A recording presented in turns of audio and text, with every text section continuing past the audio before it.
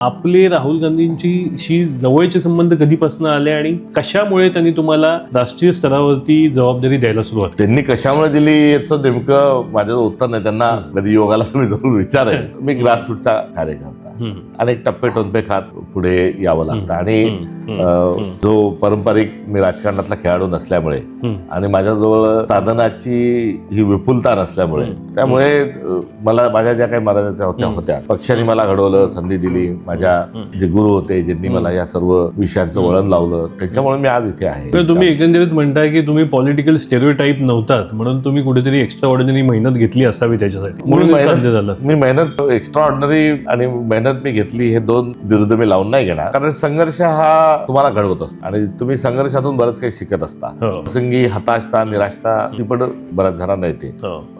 मला हताशता, निराशता नाही आली. वैराग्याचा काही काळ जरूर हा होता. मला वैराग्याच्या काळातून जावं लागलं. तर या सर्वांमध्ये तिकीट मला मिळाले, तिकीट मला नाकारण्यात आले. म्हणजे कटण्याची आणि भेटण्याची दोन्ही अनुभव माझ्या ठाई आहेत. आणि या अशा सगळ्या फ्रेम मध्ये राहुल गांधींच्या राष्ट्रीय स्तरावर जाण्याचा जो योग आहे तो असा आहे की 2010 ला भारतातल्या काही काँग्रेसच्या कार्यकर्त्यांना, काही तरुणांना ज्यांच्या वेगवेगळ्या क्षेत्रात काम आहे त्यांना काही शोध घेण्यात आले, काही निवडी झाल्या.